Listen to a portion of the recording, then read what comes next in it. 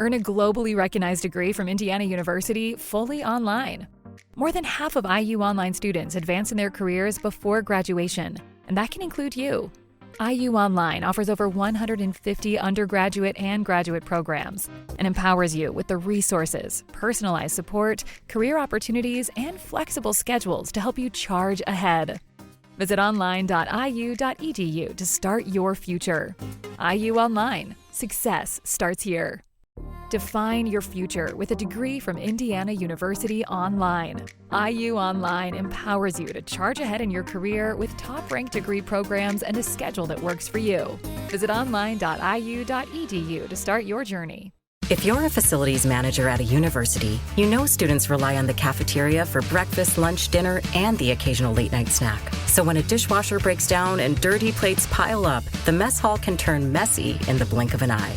Enter Grainger. With over 1 million industrial-grade products and fast delivery, the product you need now is never far away. So you can turn that dishwasher back into a lean, clean washing machine. Call, click Grainger.com, or just stop by. Grainger, for the ones who get it done.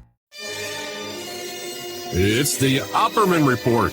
And now, here is investigator Ed Opperman. Okay, welcome to the Opperman Report. I'm your host, Private Investigator Ed Opperman. You can find me at Opperman Investigations and Digital Forensic Consulting, either through my website, emailrevealer.com, and just email me directly at oppermaninvestigations@gmail.com.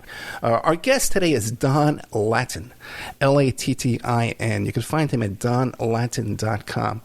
The book we're talking about today is God on Psychedelics, Tripping Across the Rubble of Old-Time Religion. But now Don Lattin's written a ton of books, man. A lot on psychedelics and stuff like that. The Harvard Psychedelic Club. Following Our Bliss, How the Spiritual Ideas of the 60s Shape Our Lives. Jesus Freaks, about the old Davida Kelly cult there. The Family of God, I think it was called. Jesus Freaks, a true story of the murder madness on the evangelical edge. Changing Our Minds, Psychedelic Sacraments of the New Psychology, or Psychotherapy. Distilled Spirits, Getting High Then Sober, with a famous writer. That's about the guy who started Alcoholics Anonymous, I believe. So a lot of topics here about psychedelics. Don Lattin, are you there? I am. It's great to be with you, Ed. Thanks for having me on the show. Yeah, what a body of work here, man. You spent a lot of focus on this topic here. Before a lot of focus, they call it, yeah. But before we get into God on Psychedelics, tripping across the rubble of old-time religion, tell us about yourself. Who is Don Lattin? Okay, well, I'm an author and a journalist in the San Francisco Bay Area. I spent many years as a newspaper reporter, mostly with the San Francisco Chronicle, the main morning paper in San Francisco. And for the last 20 years at the Chronicle, I was the religion reporter.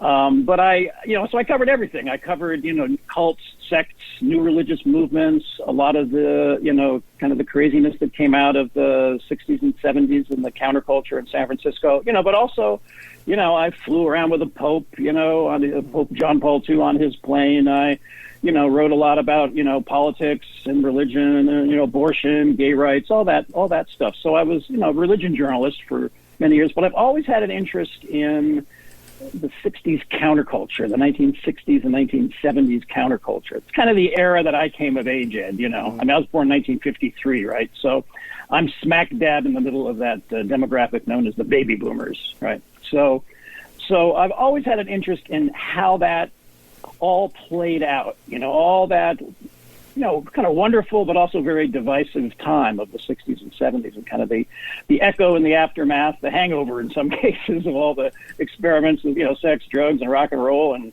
the Jesus freaks and all that stuff, the political activism, which you know about, you were involved with, they said, with the hippies for a bit, right? Mm-hmm. So, that whole era is really, I think we're still kind of experiencing kind of the aftermath of that in many, many ways.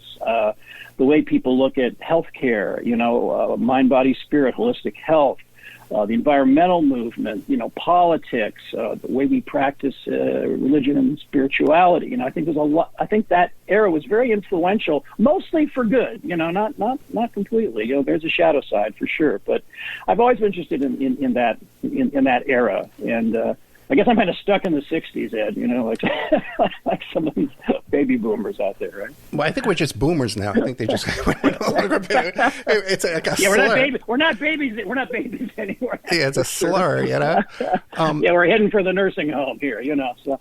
and that was a great time. I'm a little younger than you. I'm 60 now. I was born in 62. Just think of the films of the 70s, man. They don't compare. The slow pace, the character development. We don't have anything like that today. No, it was a great time. I don't want to get too stuck in nostalgia. Everybody thinks, when they were young, those were the good old days, right? But there's a lot of interesting stuff happening now too. But as you may have. Yeah, but as you may have heard, there is this thing people are calling the psychedelic renaissance that's going on right now.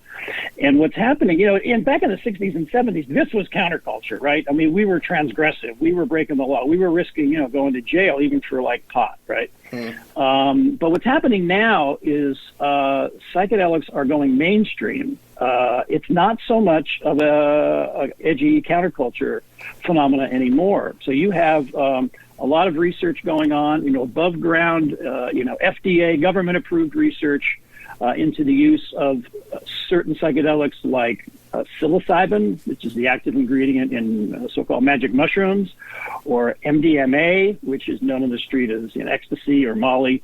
Using these medicines, people are calling them, as tools for psychedelic-assisted therapy to help people dealing with, trauma, like PTSD. There's a lot of work with, veterans who are really suffering from PTSD, using these drugs as a therapeutic aid, with a trained guide to help them work through their trauma, or people suffering from depression. There's a lot of interesting research going on with psilocybin and depression.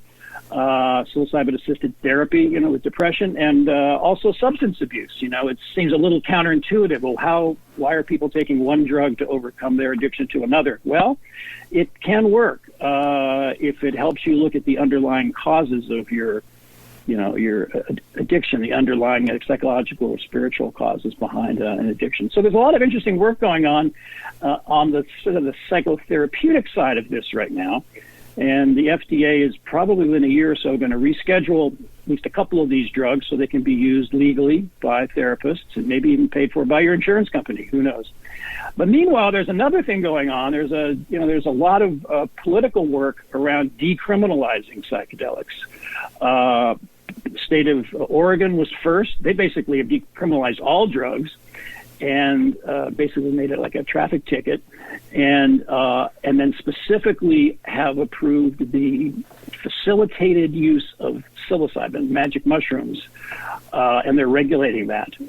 So they're leading the way in Oregon. Colorado just passed a law, similar law. California, there's a law that may pass soon. So it's really changing. The whole legal situation is changing. About 20 cities across the nation have told their local police department to lay off the local psychonauts, the people that are experimenting with psychedelics as a spiritual or psychological tool.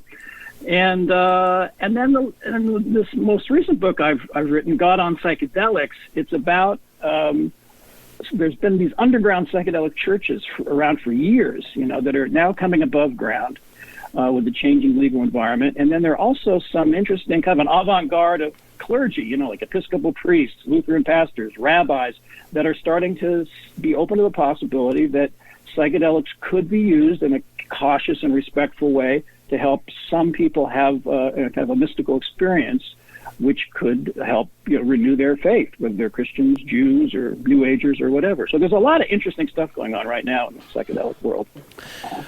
Don Lattin, what is your faith? What is the history of your faith and spiritual background? Well, I'm like a lot of people. I'm kind of a blend. My mother was Jewish, although she really wasn't raised in a religious household at all. Actually, she was raised in a fairly chaotic, scene in the 1920s. But she's Jewish, so according to the Orthodox, if your mother's Jewish, you're Jewish. But I wasn't raised Jewish at all. My father was kind of a lukewarm, liberal Protestant, so I was actually baptized in the Presbyterian Church as a baby, and went to Sunday school. I kind of bounced across the country. I was born in New York and lived in Ohio, Colorado, Southern California when I was growing up. We went to, like most people back in the 50s and early 60s, it was kind of expected to go to church. So we went to either the Presbyterian church or a liberal, like Protestant church, a congregational church. It's called the United Church of Christ now. But when I was 12, my father said, "You want to keep going to church, Don?" I said, "No, not really." And he said, "Good." So he wasn't really pushing it. It was like, so the idea is you have to expose the kids to religion, and then make up their own mind. So these days, then in the later on in my, teen years and my 20s, I got interested partly through my experimenting with psychedelics. I got interested in Buddhism and Taoism, meditation, Tai Chi, martial arts, took a couple trips to China. I got interested in that, partly fueled by some, mystical experiences I had on psychedelics. And now I refer to myself as a skeptical universalist. And by that I mean, I'm a reporter, Ed. I'm by nature skeptical, but I also believe that there is truth in all religions. There is good in all religions. Also, a lot of hypocrisy, and the shadow side, of course.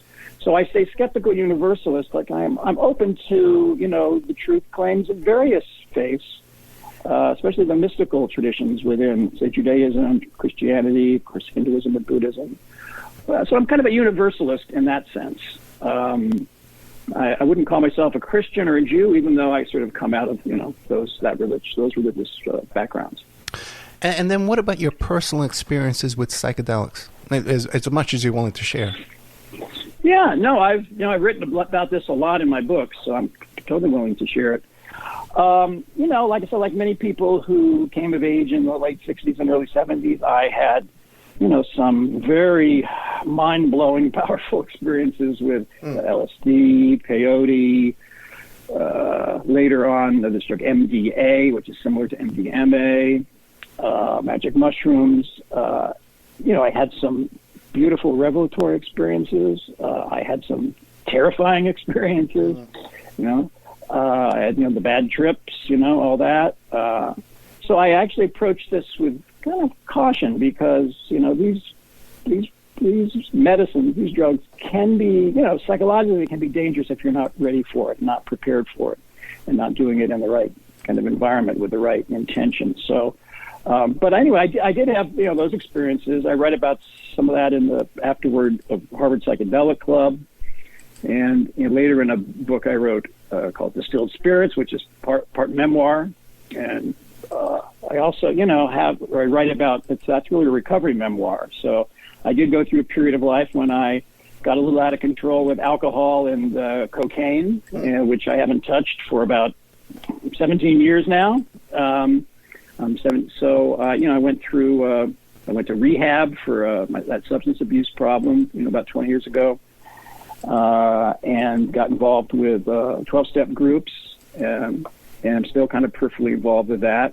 I've even helped start a group called Psychedelics in Recovery, which is helping people with alcohol or other drug problems get sober sometimes with the assist of a psychedelic experience. The 12 steps started by, co-founded by Bill Wilson, Alcoholics Anonymous. They believe that a spiritual awakening is a really important part of overcoming an addiction. So, and actually, in one of my books, I write a lot, and in the new book too, there's a whole chapter on this where I talk about the history of Bill Wilson, co-founder of Alcoholics Anonymous, and his work with LSD in the 1950s. A lot of people don't realize that the guy that started AA was very interested in psychedelics for about at least 5 or 6 years in the early 50s, mid 50s, and early 60s. So. That's part of my story too. Yeah, I believe at the end of his life, he was held into LSD.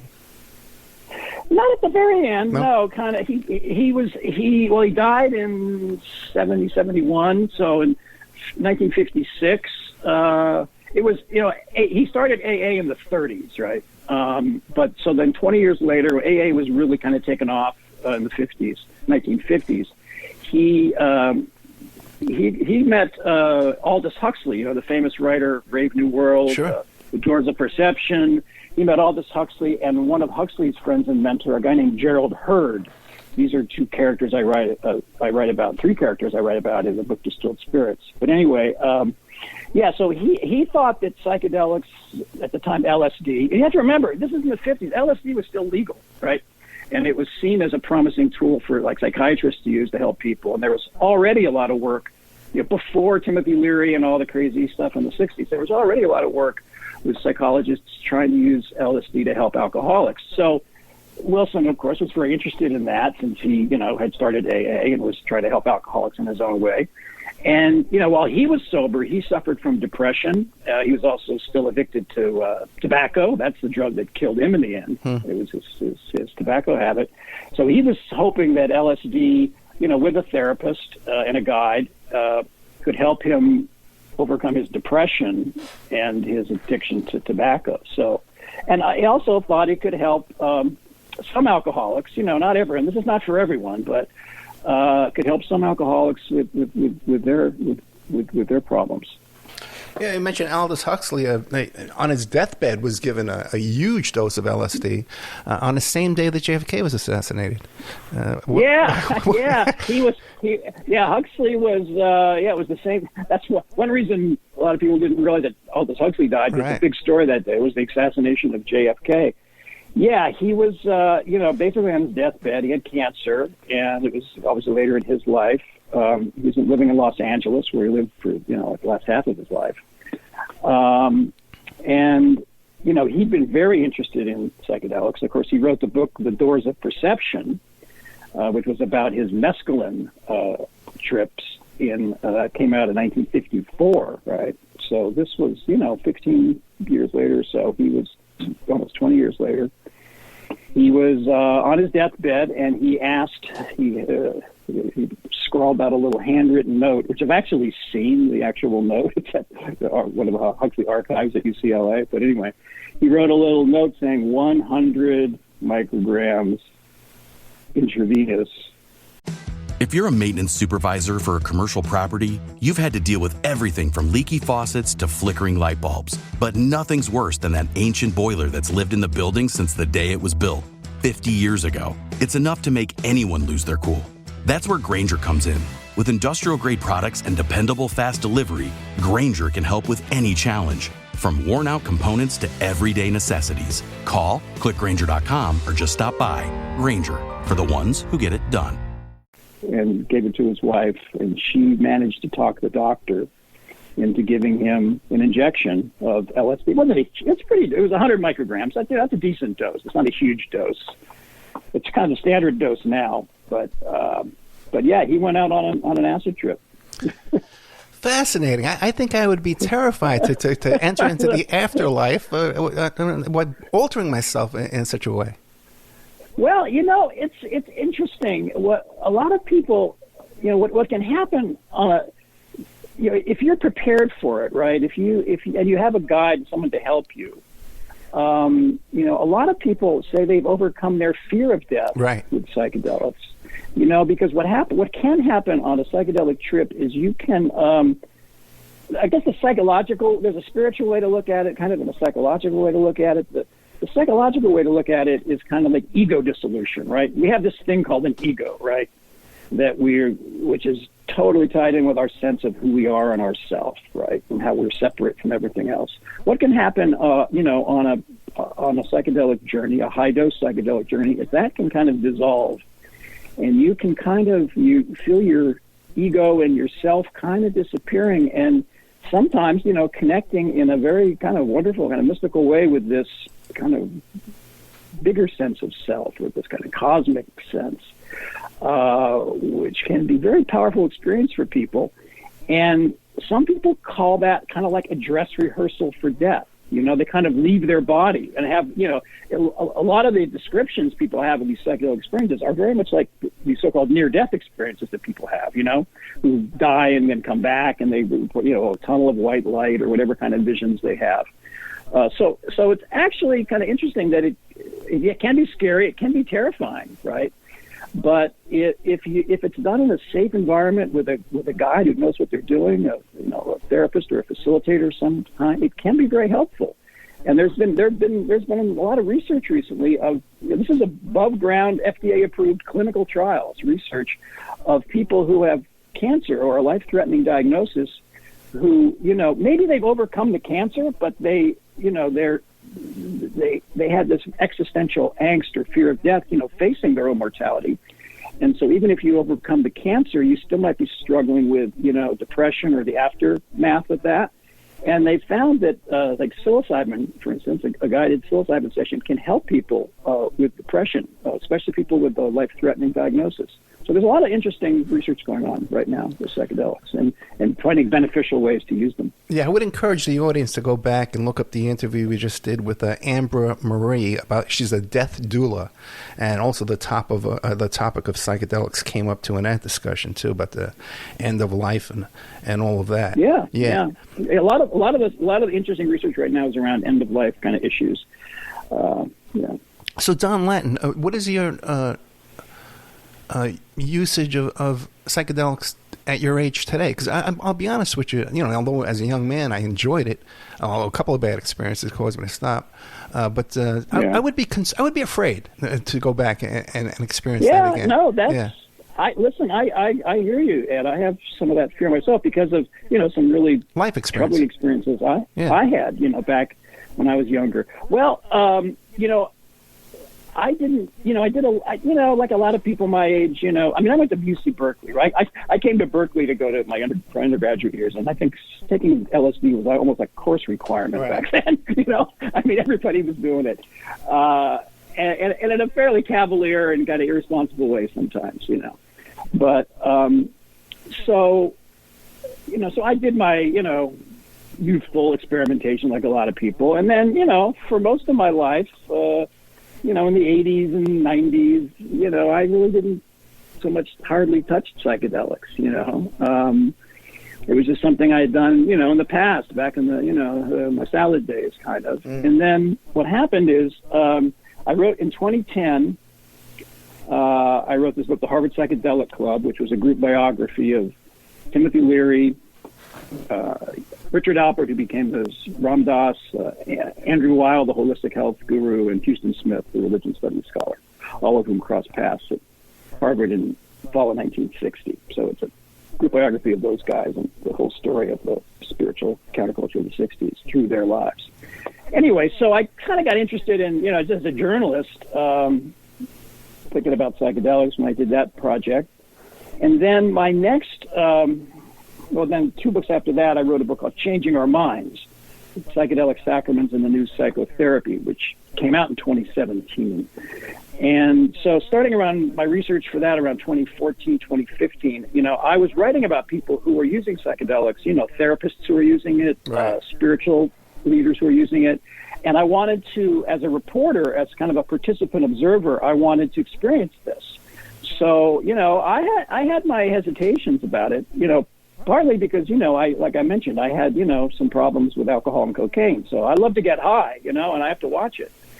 But as a journalist, I thought I needed to experience these drugs in the context I was writing about, right? Yeah. So not at a party, not at a rave, not at a concert, no, with a trained therapist or guide, or in a church or some kind of spiritual fellowship where they're using this as a sacrament, as a holy sacrament. So I did kind of dip my toe back in as a journalist. In my new book, I kind of write about that. I don't feel like at this point in my life, like I don't want psychedelics to be. It's not a lifestyle for me. Mm-hmm. I did have some powerful and mostly positive experiences recently, but it's not something I want to do every weekend or every month. Except for this, I read about my use of ketamine as an alternative for the depression, but that's kind of a different experience than a full-blown psychedelic trip. So I'm really, I'm not, advocating this. I'm not even personally that involved in this. I did join a couple psychedelic churches as a journalist, and I was open to the possibility, of joining them as a member, as a human being. decided it wasn't for me for various reasons, it's kind of stage of life or whatever. But, there are people out there who are sincerely, exploring this and using this as a spiritual path. And I respect that, but it's just not for me right now. What about marijuana? It's like I used to smoke marijuana back in, college in my 20s, and I just sort of stopped doing that. I don't know. Marijuana makes me feel a little stupid and a little paranoid. Yeah, paranoid, yeah. And it depends on, the setting and all that. It's not a high that I was really all that infatuated with, even back in the day, Unfortunately, I got too infatuated with alcohol, and for a while cocaine, which is another story. But marijuana, I actually do take, marijuana is basically, of course, legal now in California. And I do take a little gummy with a little bit of THC for sleep, right. For indica and some CBD, CBN, like a mixture.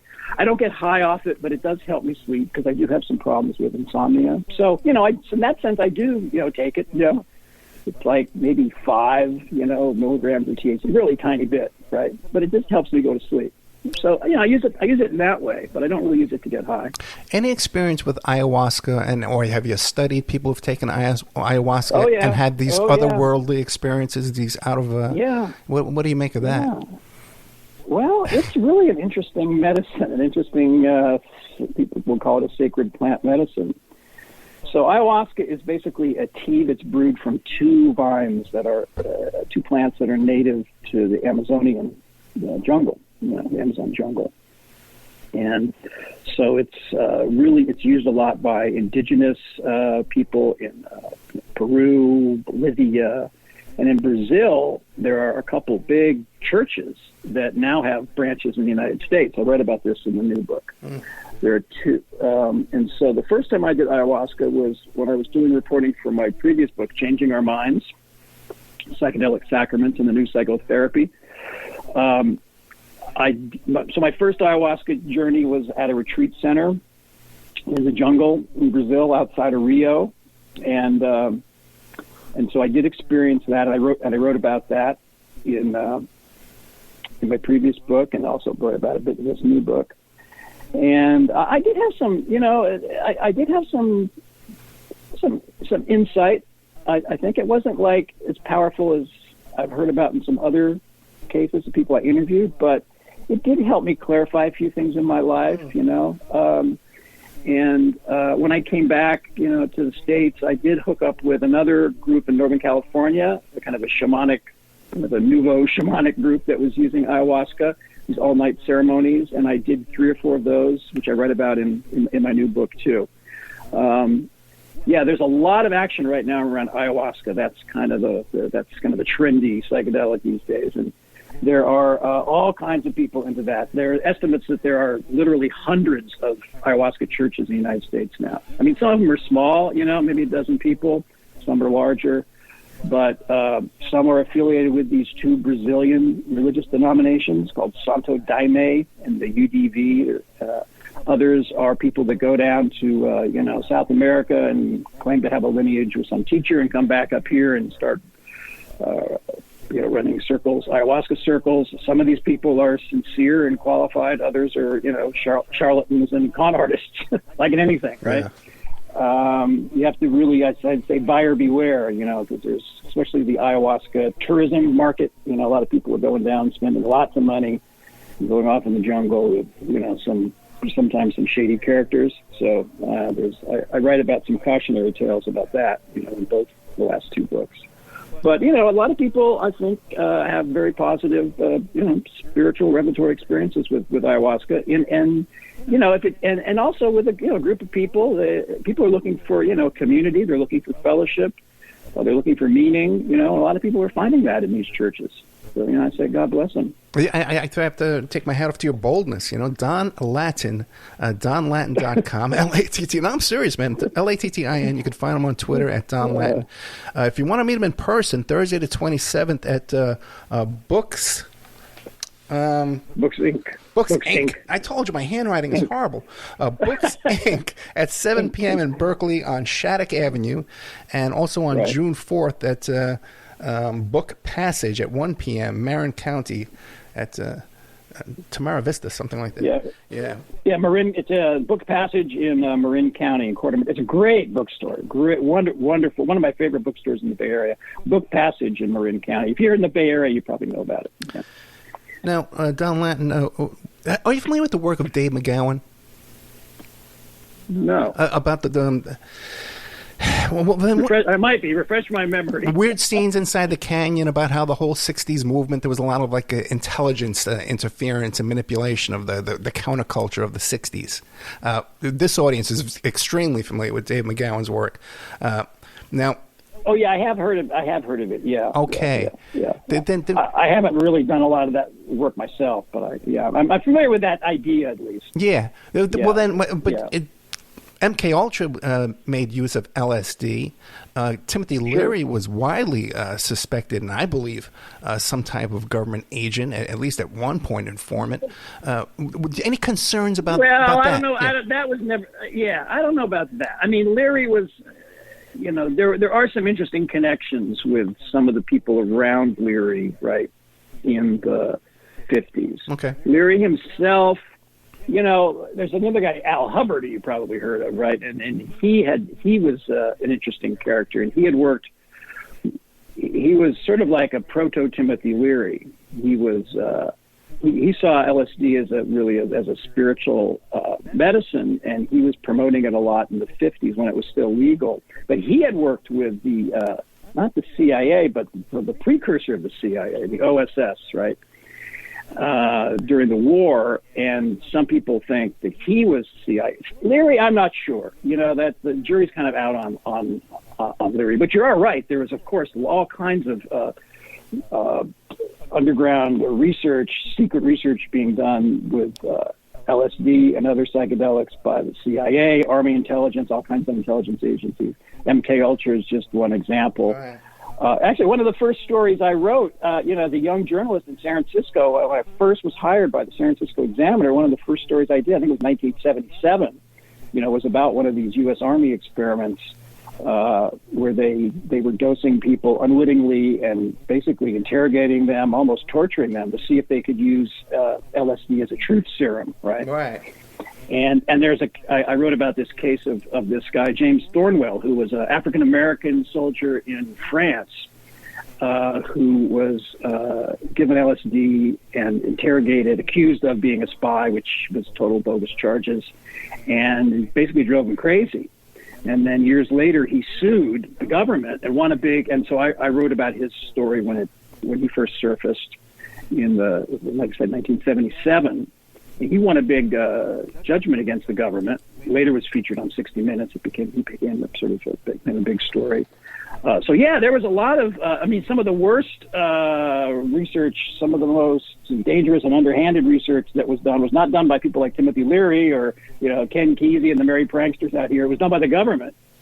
That's true. Now, there's this theory that the government was secretly using this to brainwash or subvert the counterculture. I don't know. I don't know if that's true or not.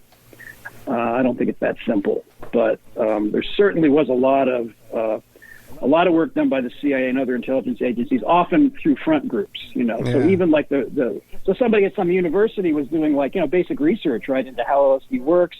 They were being funded by some foundation. They didn't even know, right, that they were being funded by the CIA. Some of the researchers themselves didn't even know that. I read about this a little bit in Harvard Psychedelic Club. This guy Robert Hyde, who was one of the first researchers in the U.S.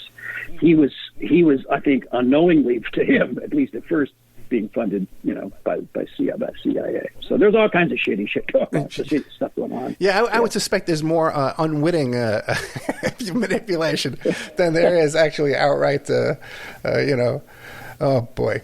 Okay, but the Harvard Psychedelic Club, what was that exactly?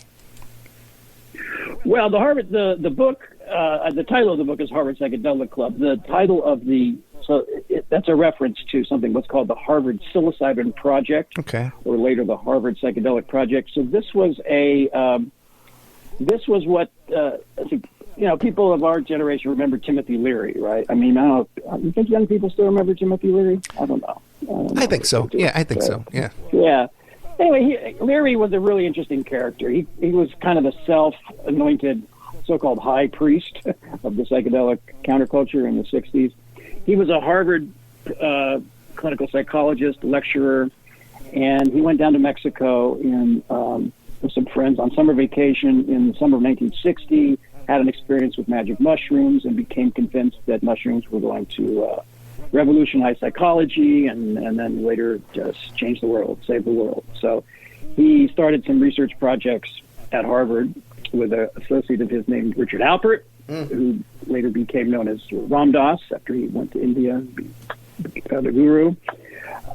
Anyway, Alpert and Leary started this thing called, and Frank Barron and some other folks started something called the Harvard Psilocybin Project, where they just did research, basically giving psilocybin to graduate students, but also like writers, artists, musicians, just to see what effect psychedelics would have on the creative process. And so they've been doing some kind of basic research around that, and the research project kind of spun out of control and became kind of a big party in some ways and a social crusade eventually. And so Leary and Alpert got kicked out of Harvard for giving psychedelics to undergraduates. They had agreed to only let graduate students participate in the research project.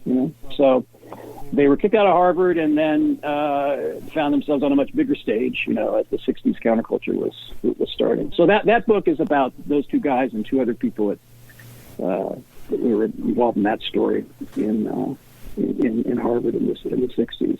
Yeah, I would encourage people to go to donlatin.com, Lattin, and check out the whole body of work. It's not just a brief touching on this topic, but now the latest group, God on Psychedelics, Tripping Across the Rubble of Old-Time Religion. Now, am I to understand that you're advocating that the Catholic Church would want to adopt this type of sacrament? No. Okay. No, I'm not advocating actually anything, and and very few people are actually. I'm a reporter. Gotcha, right? Gotcha. I'm really reporting on this stuff. So no, so what's happening in terms of the Catholic? Very little is happening in the Catholic Church, but what has happened? Well, the first chapter of the book is about a research project that is underway. Actually, right now, it's still ongoing at Johns Hopkins Medical Center in Baltimore and at NYU, in Manhattan, New York University in Manhattan.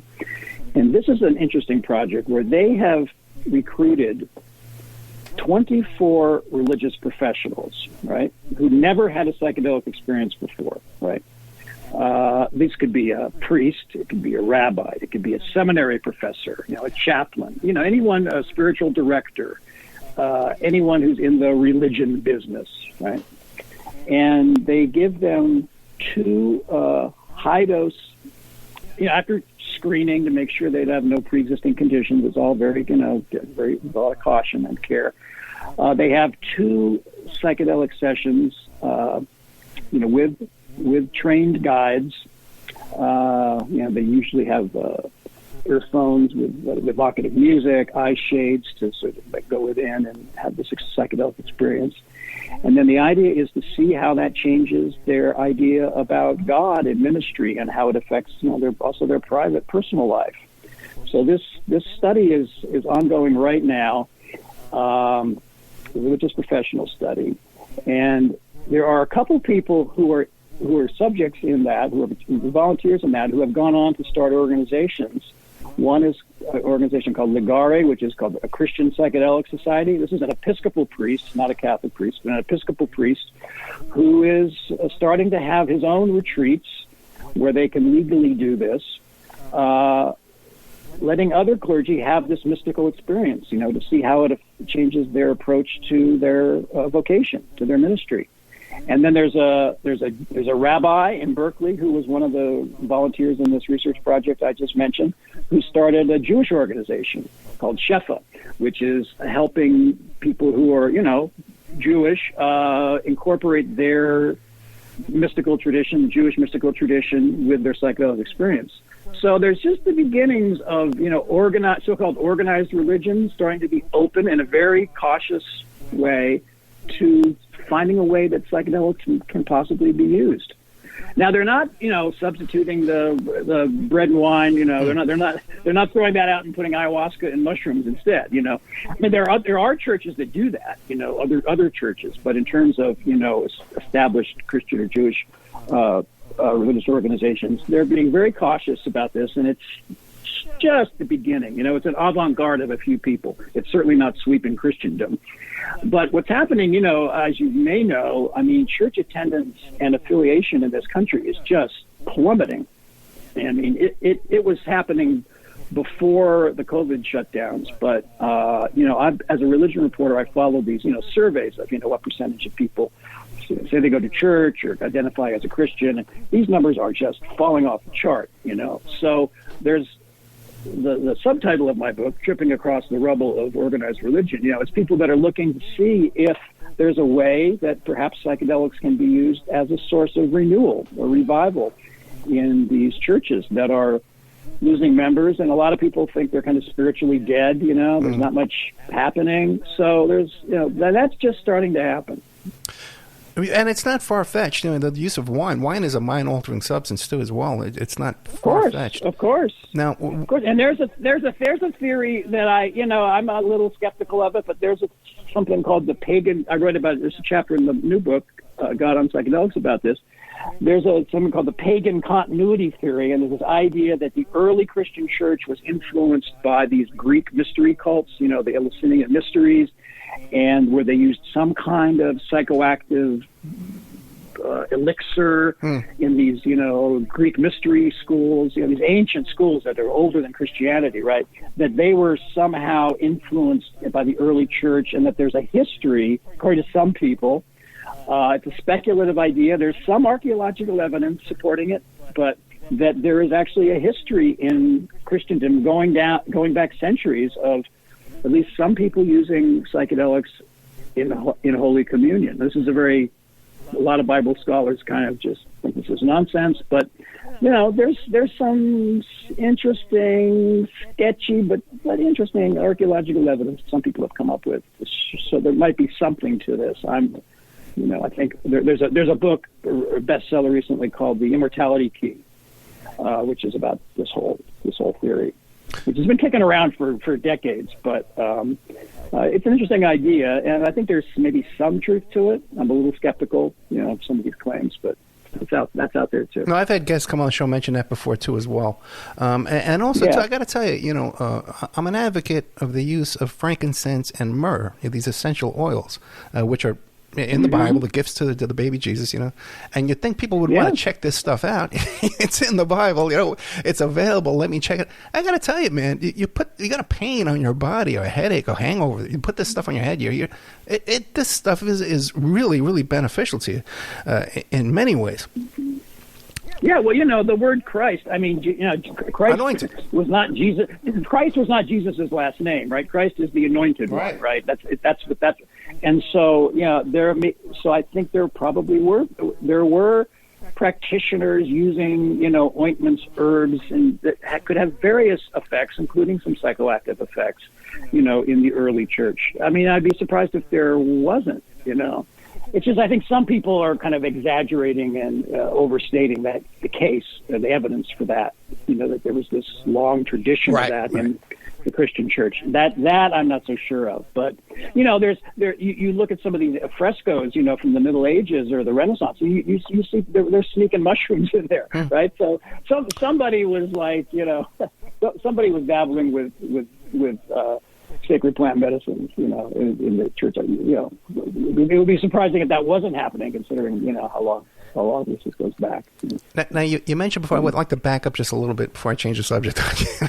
Change it right back. Yeah. You had mentioned about these studies, whether these different ecumenical faiths and leaders are participating in this study. Now, when you participate in this kind of psychedelics, right, you do have...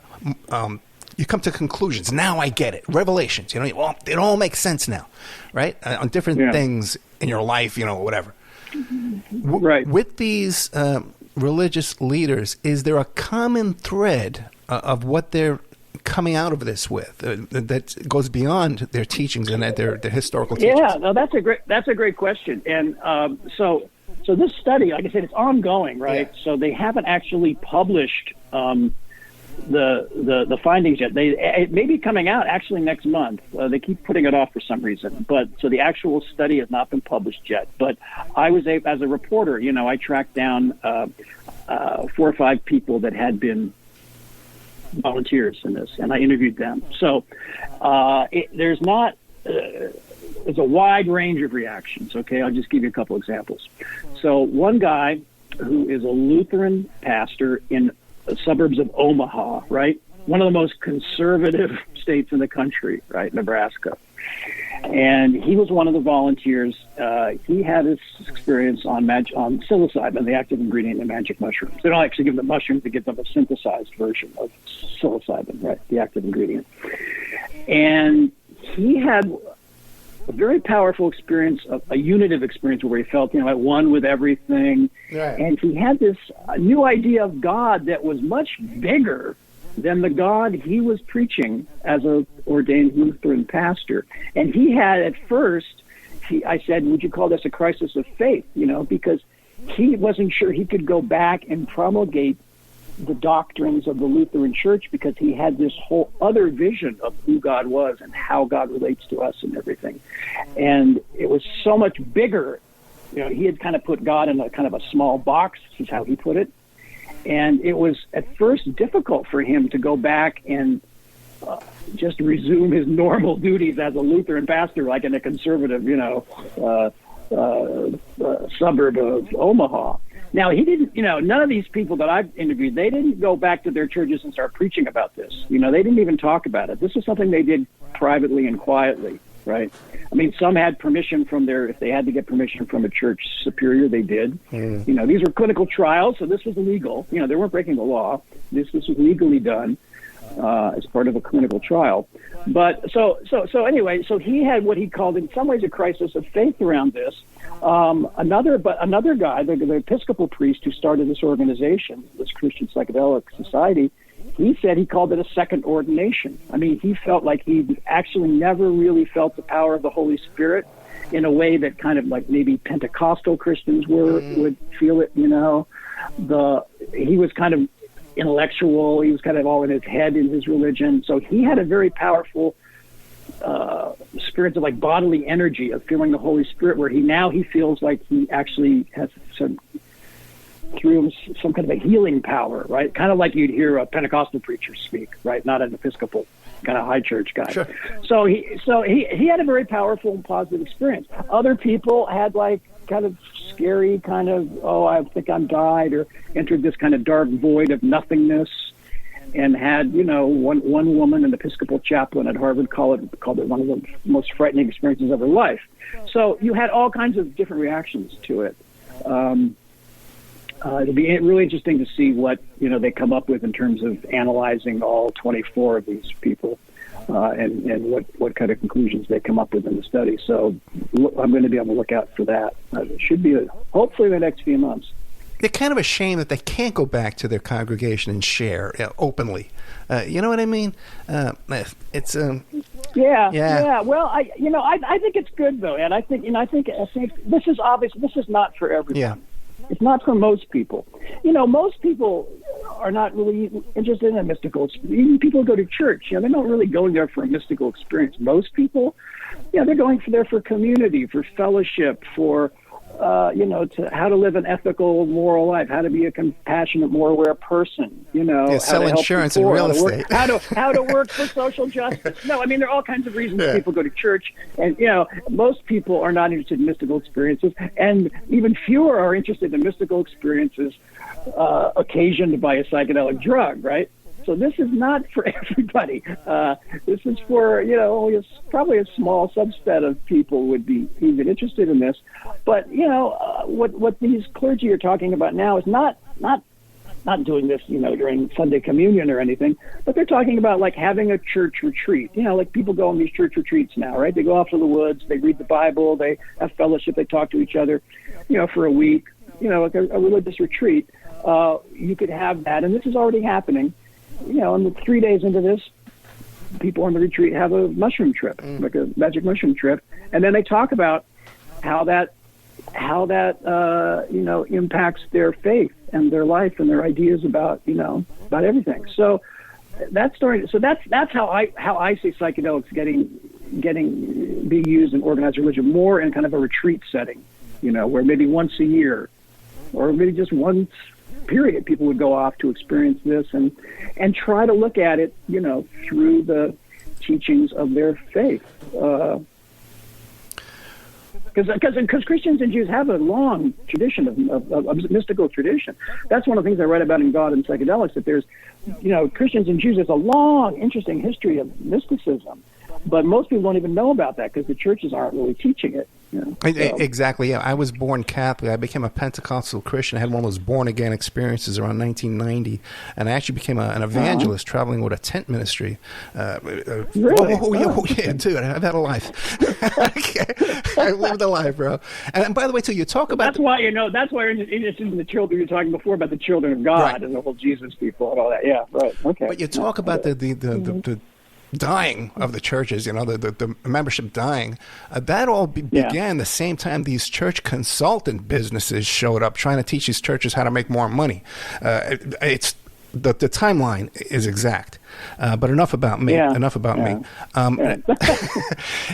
I just had a recent, once again, Amber Marie about the death doula, and she takes these trips down to South America, I think it was Peru, and she was talking about being in the presence of this frog that also had this type of medicinal. Are you aware of that? Oh yeah. Okay, what the hell is that? I love that story. That is. So I mentioned that I wanted to try these sacred plant medicine, psychedelic drugs, in the context that people are using them now. So there's a toad. I think you're talking about. There's this bufo. It's called bufo. It's a Sonoran desert toad that is only indigenous to like northern Mexico, southern southwestern United States, and it's the venom from this toad. And people go and they capture these toads. They don't kill them. They sort of milk, like you're milking a cow. They milk the venom from these toads, and then dry it, right? And then you smoke it. So it's called the psychedelic ingredient in it is, the chemical name is 5-MeO-DMT. So there's a natural version of this which you can get right from the toad, and then there's a synthetic version, right, that's made in a laboratory. DMT, yeah. But it's the same. It's the same drug, right? Basically, it's the same drug. So this is a very, very powerful, and it's very powerful. I did it twice. There's a chapter in my previous book. I read about it a little bit in the new book too, but my previous book, there's a chapter on a clinic in Mexico, in Baja, where they were using this drug and also another psychedelic called ibogaine, right, which is taken from a West African shrub. And they were using this to treat opioid addiction, heroin addicts. And there's been a lot of success with that. Specifically, there's something about ibogaine and opioid addiction that it helps addicts get over the physical withdrawal in like one night, which is like pretty amazing. If I've never experienced it myself. I was not an opioid addict, but kicking a heroin addict or an opiate can be really difficult, right? And so it really helps with the physical withdrawal. And then people have the psychological, psychedelic experience to hopefully look at the underlying causes of their, addictive behavior, right? So 5-MeO-DMT, I did this at this one of these clinics in Mexico, and it's very fast acting. It's like the whole thing is like done in 10 or 15 minutes, but you are just blasted off into a total other state of consciousness where you are not there. You are just this pure being energy. It can be very frightening because you have no sense of your body, yourself. You just disappear, but you're still kind of there in a very strange way. It's very powerful, and it it can be life-changing and it can be terrifying. Yeah.